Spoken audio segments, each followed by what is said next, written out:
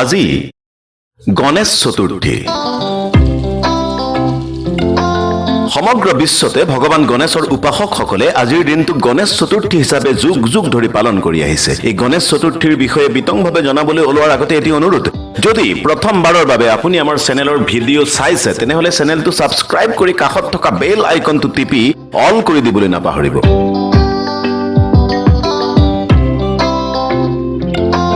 প্ৰিয় বন্ধুসকল, হিন্দু ধৰ্মৰ অন্যান্য দেৱ দেৱীতকৈ গণেশক প্ৰথমে পূজা উপাসনা কৰা হয়। প্ৰতি বছৰে ভাদ মাহৰ শুক্ল পক্ষৰ চতুৰ্থ তিথিৰ দিনটোত গণেশ চতুৰ্থী হিচাপে বিশেষভাৱে ভগৱান গণেশক পূজা অৰ্চনা কৰি অহা হৈছে, কিয়নো হিন্দু ধৰ্মত উল্লেখ থকা অনুসৰি এই দিনটোতে ভগৱান গণেশৰ জন্ম হৈছিল।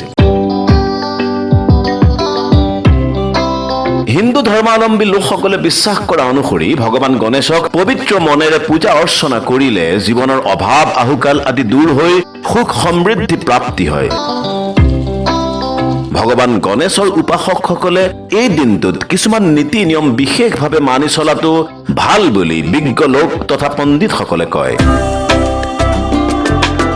এই দিনটোত গণেশ পূজনৰ সময়ত ভক্তসকলে ৰঙা আৰু হালধীয়া ৰঙৰ বস্ত্ৰ পৰিধান কৰাটো ভাল। এই ৰং ভগৱান গণেশৰ প্ৰিয় বুলি মানি অহা হৈছে। ইয়াৰ বিপৰীতে নীলা আৰু ক'লা ৰঙৰ বস্ত্ৰ পৰিধান কৰাৰ পৰা বিৰত থাকক।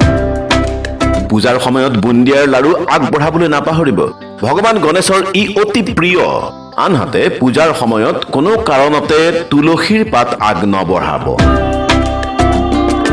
পূজাৰ বাবে ভগৱান গণেশৰ প্ৰতিমা ক্ৰয় কৰাৰ সময়ত এটা কথা বিশেষভাৱে মন কৰিব, আপুনি ক্ৰয় কৰিবলৈ ওলোৱা প্ৰতিমাৰ সন্মুখ ভাগ যাতে সেই বিক্ৰী প্ৰতিষ্ঠানত সূৰ্যৰ দিশত ৰখা হয়। এনে প্ৰতিমাই গৃহত প্ৰৱেশ কৰিলে অনাগত দিনত ধন মান ঐশ্বৰ্য বিভূতি প্ৰাপ্তি হয়। ভগৱান গণেশৰ নতুন প্ৰতিমা প্ৰতিষ্ঠা কৰাৰ আগতেই ঘৰৰ পৰা বা সেই স্থানৰ পৰা গণেশৰ পুৰণি প্ৰতিমাক বিসৰ্জন দিব, কিয়নো এখন ঘৰত বা একে স্থানত গণেশৰ দুটা প্ৰতিমা ৰখাটো অশুভ বুলি গণ্য কৰা হয়। পূজাৰ দিনটোত ভগৱান গণেশৰ প্ৰতিমাক কোনো কাৰণতে অন্ধকাৰত নাৰাখিব। চাকি বন্তি বা বিভিন্ন উপায়েৰে বিসৰ্জনৰ আগলৈকে পোহৰাই ৰাখিবলৈ চেষ্টা কৰক, কিয়নো অন্ধকাৰত থকা গণেশৰ প্ৰতিমাক কোনোৱে পূজা অৰ্চনা কৰিলে তাক অশুভ বুলি কোৱা হয়। প্ৰিয় বন্ধুসকল, আজি 10 ছেপ্টেম্বৰৰ এই গণেশ চতুৰ্থীৰ দিনটোত উপৰোক্ত নীতি নিয়মবোৰ আপুনি মানি চলিলে ভগৱান গণেশ নিশ্চয়কৈ আপোনাৰ প্ৰতি সুপ্ৰসন্ন হ'ব।